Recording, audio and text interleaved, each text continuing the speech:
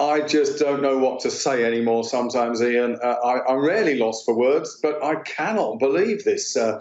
A populist measure with no scientific basis at all. Nice to hear Jonathan Van Tam, the king of metaphors, talk about his garden shed, but that's nothing to do with what we're on about. As I said yesterday, and I've said ad nauseum, we got the best ventilated space in hospitality, sort of a hangover from the days of smoking. And it's not been taken into consideration at all. They're talking about large venues. What's a large venue? Maybe what they're going to come up with next will be some sort of twist whereby small clubs will be okay and large ones won't. But large ones often have the ceiling space and the controls and the measures in place because they've got the sort of economies of scale to do so. It beggars belief. I cannot believe it. I mean, you've said, Peter, just there that you think this is a bit of a populist move. I mean, there's not really much scientific basis for this. I mean, it's not as if lots of unvaccinated old people go to nightclubs. I'm the only one of those. Let's face it. There is no science in this.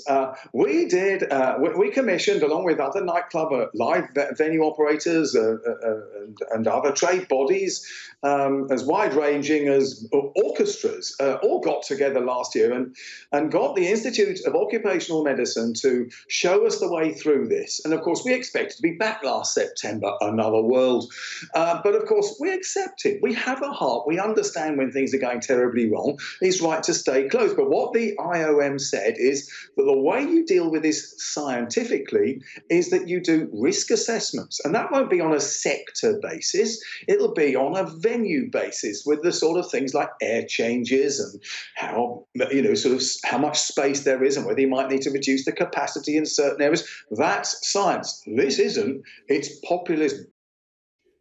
Well, sorry, apologies for the language there, Peter. I can understand why you are frustrated. I mean, it's been suggested in one or two quarters that the government is trying to do this as a way of urging young people to go and get vaccinated. It's a stick rather than a carrot. You must feel pretty put out that it's your industry that is having to be used in this way. Yeah, listen, I'm not an unreasonable person. I understand why people want to get the young vaccine, but you won't do it just by saying you can't go to nightclubs. Probably only 10% of people aged 18 to 30 regularly go to nightclubs. So it's not going to work. Why victimise us? This is the point I have. And I think what we are is that we are sort of, we're not relevant from the point of view of number of votes, really, because we're not that big an industry, but we are hugely relevant for messaging. And I think that's where this has come in. That's why it's so disappointed and I'm so animated about it.